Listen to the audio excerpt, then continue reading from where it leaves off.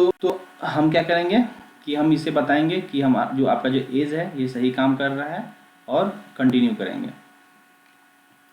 Next अगर हम बात करें कि अगर एज जो है यहाँ पे, अगर एज जो है वो 21, जो 21 है उससे अगर हम कम करके हम 16 पे कर ले, ठीक है, कि आपका एज मान लेते हैं कि ये 16 है, राइट क्लिक करो और दोबारा इसको रन करो, ठीक है, तो आपको यहाँ पे क्या दिखेगा, कुछ प्रिंट नहीं होगा, कुछ नहीं दिखेगा यहाँ पे। क्यों हुआ? क्योंकि हमने सिर्फ इफ स्टेटमेंट लिया है और जो एज है आपका 16 नहीं है, एज आपका है वो 18 से बड़ा नहीं है, इसीलिए आपको यहाँ पे कोई मैसेज प्रिंट नहीं हुआ है। तो इस केस में अगर आप इफ़ के साथ एल्स भी ले लेते हो, इफ़ के साथ एल्स ले लेते हो, तो आप अगर यहाँ पे जो भी कुछ प्रिंट करोगे तो आपको यहाँ पे बिल्कुल वो मैसेज आएगा कि लेट्स सी, अगर मैंने यहाँ से यहाँ तक लिखा और इसमें मैंने ये बताया कि जो एज है वो greater than age is not, या आप ये सकते हो age is less than 18, greater than की जगह पे भी ले सकते हो लेस देन, ठीक है, आप ये कह सकते हो एज जो है लेस देन 18 है, क्योंकि आपका एज प्रिंट नहीं हुआ था लास्ट टाइम। तो अगर हम एल्स यूज़ करेंगे तो बेनिफिट क्या होगा, हमें दोनों चीज़ प्रिंट हो सकता है, जो भी कंडीशन सेटिस्फाई होगा। तो इस तरह से हम इफ एल्स कंप्लीट करते हैं। ये एग्जाम्पल मैं भेज दूंगा, आप एक बार ट्राई कर लेना घर पे, ठीक है। नेक्स्ट हम जो अगर हम इसके अंदर में भी इफ एल्स के अंदर में भी हम नेस्टेड जा सकते हैं। पहले ये सब छोटी छोटी पहले कर लो, फिर हम आगे चलेंगे इफ नेस्टेड वगैरह में जाएंगे, कोई बड़ी चीज़ नहीं है वो, ठीक है। तो अगर हम नेक्स्ट जो हम नेक्स्ट की जो बात करें कि हम नेक्स्ट हमारे पास क्या है, तो नेक्स्ट हमारा फॉर लूप है। फॉर लूप हम कैसे यूज़ करेंगे वो समझो। हमें क्या करना है, राइट क्लिक करना है इसके ऊपर और एक नया क्लास बनाना है। हमेशा देखते रहना क्लास में कैसे बना रहा हूँ। क्लास पे गया, क्लास का नाम हमें क्या देना है, कुछ भी नाम दे सकते हैं। हम लिखते हैं कि हम टेस्ट करना है, फॉर लूप चेक टेस्ट करना है, और यहाँ पे लूप दे दिया, फॉर लूप का एग्जांपल है, तो हम वो टेस्ट कर रहे हैं। फिर हमने क्या किया, फिनिश पे क्लिक किया। तो हमें जब फॉर लूप टेस्ट करने की बात आ गया, जैसे मान लो कि for loop in the sense क्या, हमें फॉर ऐसे लगाना है, जो भी वेरिएबल लिखना है, मान लो कि इंटीजर आई है, कहाँ से स्टार्ट करना है, 0 से स्टार्ट करना है। आई कहाँ तक जाएगा, तो मान लो कि हमें 10 तक ले जाना है, ठीक है। फिर हम क्या करते हैं कि आई प्लस प्लस करते हैं और फिर इंटर कर देते हैं, ठीक है। तो ये फॉर लूप है, सिंपल सा फॉर लूप मैंने बनाया है कि इंट आई 0 है और आई जो है लेस देन 10 है और आई प्लस प्लस है। इस पर सिर्फ और सिर्फ मैं मैसेज प्रिंट करना चाहता हूँ, आई का वैल्यू, आई में वैल्यू क्या है, ठीक है।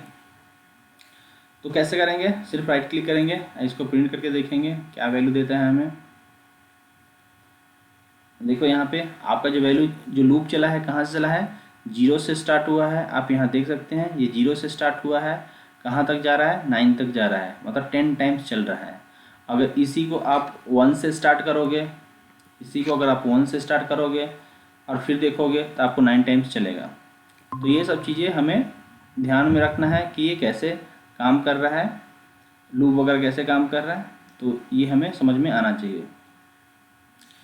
ये मैं प्रोग्राम सेंड कर दूंगा आपको, तो इसके लिए टेंशन नहीं लेने का।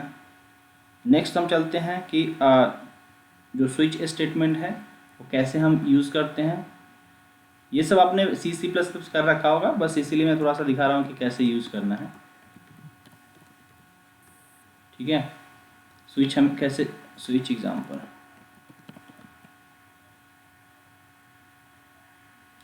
मिस करते हैं। हमारा प्री प्रोग्राम बना हुआ है, हमें सिर्फ क्या चेंज करना है, ये सारे चीज़ इसमें से हटा करके अपना कोड यहाँ पे लगाना है।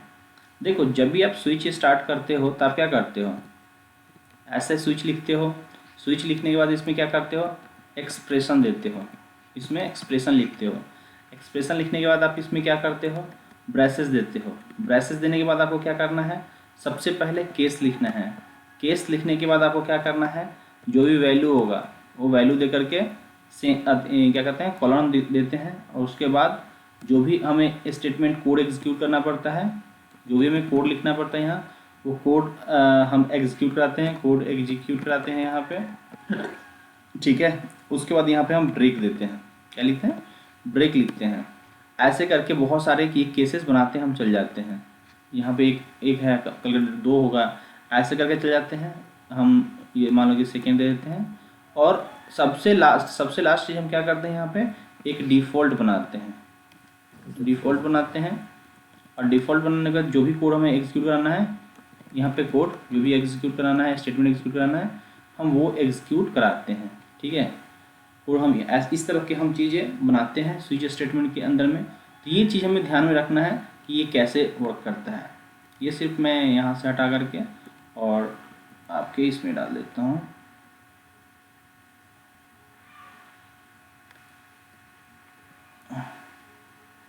याद है, सिर्फ याद रखने के लिए मैंने किया।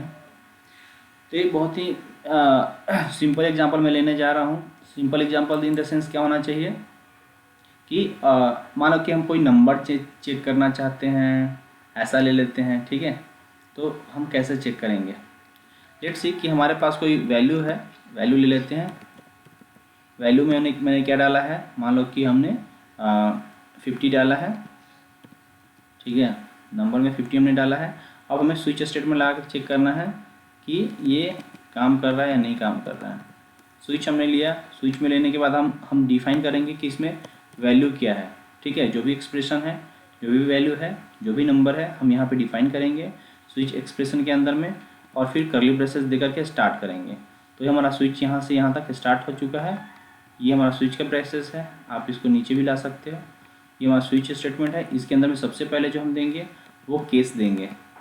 जैसे केस हमने स्टार्ट किया, तो केस क्या हम ले सकते हैं, केस 10 हो सकता है, केस 20 हो सकता है ना, ऐसे करके हम देंगे। ठीक है, तो हम अगर केस 10 है, अगर जो वैल्यू है 10 के बराबर है, तो आपको यहाँ पे मैसेज क्या देगा, यहाँ पे मैसेज देना चाहिए कि वैल्यू जो है वैल्यू इज़ 10, वैल्यू इज़ 10। आप यही कह सकते हो, वैल्यू इज़ 10, ऐसे समझो। हम ये ले लेते हैं, और ऐसे ही करके कुछ एग्जांपल्स वगैरह हम और बनाएंगे जो हम बाद में देखेंगे। हमने सबसे पहले ब्रेक लगाया। ब्रेक लगाने के बाद इसको क्या करते हैं, कॉपी करते हैं। कॉपी करने के बाद 2-3-4 केसेस और बना लेते हैं। हम क्या करते हैं, पहले 20 लेते हैं। केस देखो, केस सेम नहीं रख सकते, केस आपको डिफरेंट रखना है। एक 40 ले लिया, एक और ले लेता हूँ यहाँ पे मैं 50।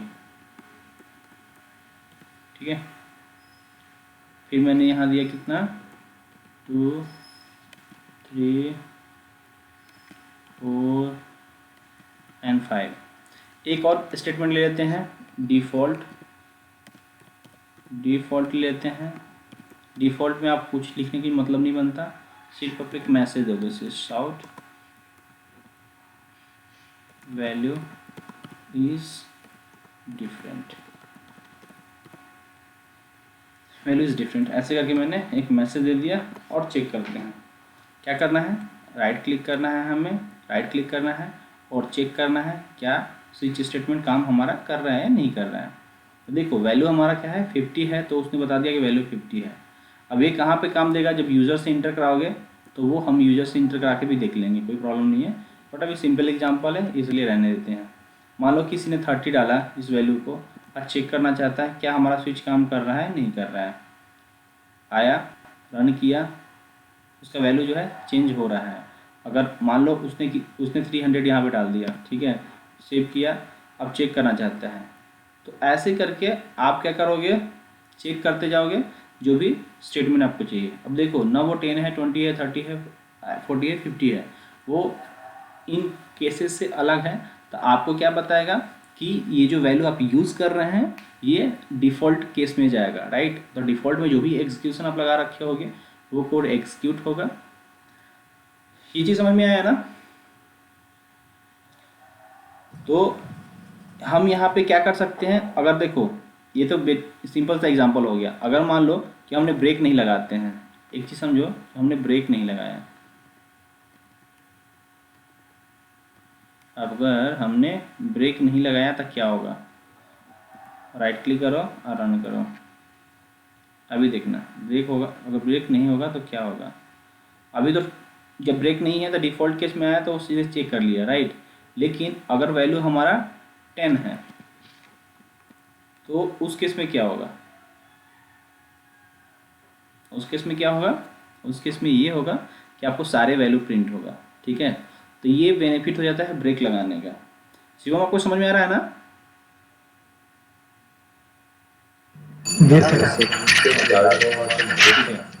तो ऐसे करके हम देखेंगे, सारे केसेस को समझेंगे, समझना चाहिए हमें, वो हम समझ चुके हैं। अब जो नेक्स्ट एग्जांपल है उसमें हमने लूप, अभी लूप हमने कर ही लिया है। लूप जैसे हमने अभी फॉर लूप किया था, ठीक है। उससे पहले हमने फॉर लूप के बाद हमें वाइल करना चाहिए एंड डू वाइल लूप करना चाहिए। तो फॉर लूप का हमने क्या कर लिया था, तो हम वाइल लूप में आते हैं कि हम वाइल लूप कैसे करते हैं, ठीक है। नेक्स्ट आओ दूसरा लूप करते हैं। हमने यहाँ पे एक और क्लास बना है, राइट क्लिक करो, राइट क्लिक करने के बाद क्या करो, न्यू में जाओ।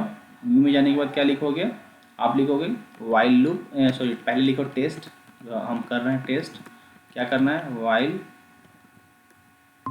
वाइल लूप और यहाँ पे दो एग्जाम्पल, और यहाँ पे क्या लिखो, लिखने के बाद फिनिश करते हैं। तो जब हम यहाँ पे आ गए हैं तो हमें क्या करना चाहिए, सबसे पहले हमें समझना चाहिए कि वाइल लूप क्या होता है। देखो वाइल लूप अगर हम बात करें तो हमें लिखना कैसे चाहिए, यहाँ पे हमें कंडीशन देना चाहिए, यहाँ पे हमें कंडीशन देना चाहिए, और इसके अंदर में हमें जो भी कोड एग्जीक्यूट कराना है वहाँ पे हम लिखेंगे कि कोड हमारा यहाँ एग्जीक्यूट होना चाहिए, कोड शुड एग्जीक्यूट हियर, ऐसे लिखो, code should execute here, okay. ऐसे करके आप एक सिंपल सा सिंटेक्स बना सकते हो। तो इस चीज़ को हम फॉलो करेंगे। अभी क्या करते हैं, हम इसे लेकर के इसमें डॉक्यूमेंट में डाल देते हैं, क्योंकि हमें आगे के एग्जाम्पल में काम आएगा, ठीक है। आते हैं अपने क्लिप्स में। क्लिप्स में आने के इन द सेंस क्या है कि हमने जो अभी यहाँ पे बनाया था उसमें हम क्या करते हैं, सिर्फ कंडीशन रखना है, ठीक है। तो अगर कंडीशन रखना है तो कंडीशन में पहले सोचना पड़ेगा कि हम क्या किस चीज़ का प्रोग्राम करने जा रहे हैं। तो ऐसे सोचो कि जो भी वैल्यू हम लेते हैं, अगर मान लो कि जैसे मान लो कि कोई वैल्यू निकालना है, कोई टेबल निकालना है, एनीथिंग कुछ भी कर रहे हैं, ठीक है। तो हम क्या करते हैं, अगर मान लो कुछ वैल्यू है, जैसे वैल्यू मान लेते हैं कि हमारे पास कितना है, 2 है, 2 वैल्यू है। यहाँ पे हम कंडीशन मतलब क्या, कंडीशन हम सबसे पहले चेक करेंगे जो वैल्यू है, अगर वो लेस देन इक्वल टू मान लेते हैं कि 10 है, तो हम यहाँ पे कुछ काम करवाना है। काम कराने इन द सेंस क्या, हम उसे प्रिंट करेंगे। सबसे पहले क्या करेंगे, सबसे पहले प्रिंट करेंगे, मान लेते हैं वैल्यू जो हमारा क्या है, यहाँ पे वैल्यू प्रिंट करेंगे। और देखो जब भी लूप लगाना था, लूप लगाने के लिए क्या करना पड़ता है, हमें या तो प्लस प्लस करना पड़ता है, माइनस माइनस करना पड़ता है। जैसे फॉर लूप में भी लास्ट में देखते होगे, हम जो भी वैल्यू यूज़ करते हैं उसके साथ हम प्लस प्लस यूज़ करते हैं।